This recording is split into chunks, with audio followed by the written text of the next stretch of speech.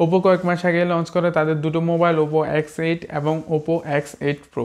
আজকে আমাদের হাতে আছে ওপো X8 ছোটো ভাই। ওপো X8 Pro নিয়ে আরেকদিন ভিডিও করব, আজকে ছোটো ভাইকে নিয়ে ভিডিও করি। মোবাইলটার ডিজাইনের কথা বললে ভাই ওপো X8 এর ডিজাইন আর ভিভো X200 Pro ডিজাইন প্রায় সেম, ক্যামেরা বাম হতে শুরু করে বিল্ড কোয়ালিটি প্রায় সেম। দূর থেকে দেখলে হয়তো সবাই ভাববে যে ভাই এটা Vivo X200 Pro। Oppo X8 এর ব্যাগে ব্যবহার করা হয়েছে কর্নিং গোরিলা গ্লাস 7i এর একটি গ্লাস, অ্যান্ড গ্লাসটাতে দেওয়া হয়েছে ম্যাট ফিনিশ, যার কারণে ভাই কোনো ফিঙ্গারপ্রিন্ট পড়তেছে না বেশি সময় ধরে হাতে নেওয়ার ফলেও। ফ্রেমে ব্যবহার করা হয়েছে অ্যালুমিনিয়াম, অ্যান্ড ফ্রেমটা যদি দেখেন এটা বক্সি ডিজাইন করে দেওয়া হয়েছে এবং ব্যাক থেকে একটু এমবোস করে দেওয়া হয়েছে, যার কারণে ভাই এক হাতে ধরতে এবং ভাই হাতে নিতে ভাই কমফোর্ট ফিল হয়। কোনো যে শার্পনেসটা রয়েছে ওই শার্পনেসটা নেই, যার কারণে হচ্ছে ভাই বডিটা থেকে আর কি যে ফ্রেমটা রয়েছে ওইটা এমবোস করে দেওয়ার কারণে। ওপো X8 এর মোবাইলটার বডিতে IP68 এবং 69 এর ওয়াটার অ্যান্ড ডাস্ট রেজিস্ট্রেশন ব্যবহার করা হয়েছে, যার কারণে ভাই হালকা পাতলা পানি এবং যে বৃষ্টি ফোঁটা আছে ওইটা থেকে ভাই নিঃসন্দেহে আর কি রেহাই পাবেন। অ্যান্ড বলতে গেলে ভাই ওখানে ভিজলেও মোবাইলটা কোনো সমস্যা হবে না। মোবাইলটির একদম নিচে রয়েছে USB-C 3.0 চার্জিং পোর্ট, তার সাথে রয়েছে স্টিরিও স্পিকার এবং সিম ট্রে। তাছাড়া মোবাইলটিতে আপনারা অ্যালার্ট স্লাইডার এবং এয়ার ব্লাস্টারও পেয়ে যাবেন। মোবাইলটিতে ব্যবহার করেছে 5630 mAh এর একটি সিলিকন ব্যাটারি, তার সাথে রয়েছে 80 ওয়াটের সুপারফাস্ট চার্জার। তাছাড়াও আপনার মোবাইলটাতে 50 ওয়াটের ওয়্যারলেস চার্জার পেয়ে যাবেন, আবার এই ওয়্যারলেস চার্জার দিয়ে আপনারা রিভার্স চার্জিং করতে পারবেন 10 ওয়াটের।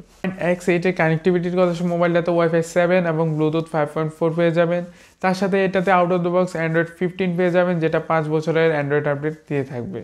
মোবাইলটার র্যামে ব্যবহার করা হয়েছে LPDDR5X র্যাম এবং UFS 4.0 স্টোরেজ। মোবাইলটার বেস ভেরিয়েন্ট শুরু হয় 12/256 GB থেকে এবং টপ ভেরিয়েন্টটা রয়েছে 16 1TB স্টোরেজে। বর্তমান সময়টা হচ্ছে ভাই এআইয়ের যুগ। হ্যাঁ, বর্তমানে ভাই সব মোবাইলেই টুকটাক এআই থাকে, তেমনিও ভাই এটাতেও এআইয়ের কিছু ছোঁয়া রয়েছে, সার্কেল টু সার্চ, অ্যান্ড তার সাথে রয়েছে এআই ইমেজ জেনারেটর। আর্টিকেল থেকে আপনার যদি পড়তে না মন যায় ওইটা অটো যে এআই রয়েছে ওইটা আপনাকে পড়ে দেবে, এরকম কয়েকটা এআই ফিচার্স রয়েছে মোবাইলটাতে।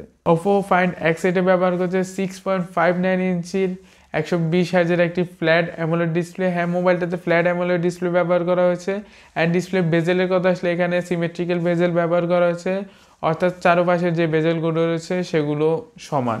অ্যান্ড বেজেলের কথা আসলে ভাই বেজেল একদম নেই বলে চলে, ফ্ল্যাগশিপ মোবাইলের মতনই রেখেছে।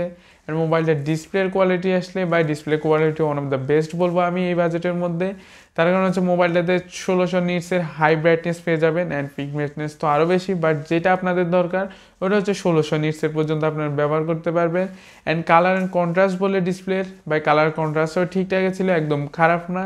তাছাড়াও মোবাইলটাতে আপনারা HDR10+ সাপোর্ট পেয়ে যাবেন এবং ডলবি ভিশন সাপোর্ট পেয়ে যাবেন, যার কারণে ভাই কোনো অসুবিধা ছাড়া আপনারা এটাতে কন্টেন্ট ওয়াচিং করতে পারবেন।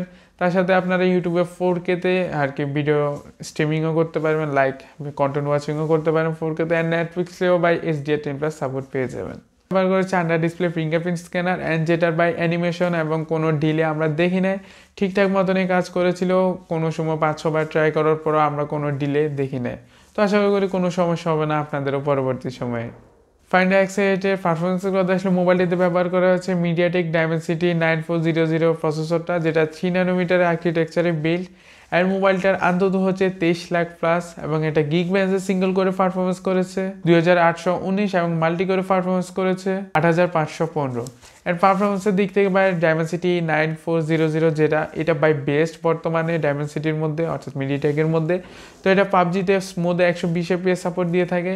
তো এটার যে পারফরমেন্সটা রয়েছে আমি মনে করি যে পারফরমেন্স পুরোপুরি থ্রটল দেওয়া হয় না, তার কারণ হচ্ছে এটার আন্তত যদি দেখেন ওইটাও বাই 23 লাখ, অ্যান্ড গেমিংয়ের দেখলে বা এটা ঠিকমতো 120 FPS দেয় না, 110-12 এরকম করে দেয়। অ্যান্ড গেমিংয়েও বাই ওপো ফাইন্ড X8 আর একটু অপটিমাইজ করে দেওয়ার দরকার। তার কারণ হচ্ছে আরও যদি অপটিমাইজ করা হয় তাহলে এটা ক্যাপেবল যে বাই 120 FPS স্মুথ রান করার জন্য।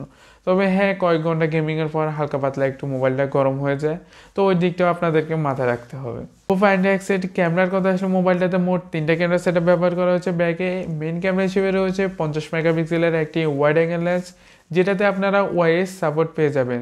তাছাড়াও রয়েছে 50 মেগাপিক্সেলের একটি পেরিস্কোপিক টেলিফোটো লেন্স, যেটাতে 3x অপটিক্যাল জুম তো রয়েছে, তার পাশাপাশি এটাতেও আপনারা ওয়াইএস সাপোর্ট পেয়ে যাবেন, যাতে কারণ বাই পোর্ট্রেট ভিডিও আপনারা এটাতে আর কি ওয়াইস ব্যবহার করে রেকর্ড করতে পারবেন।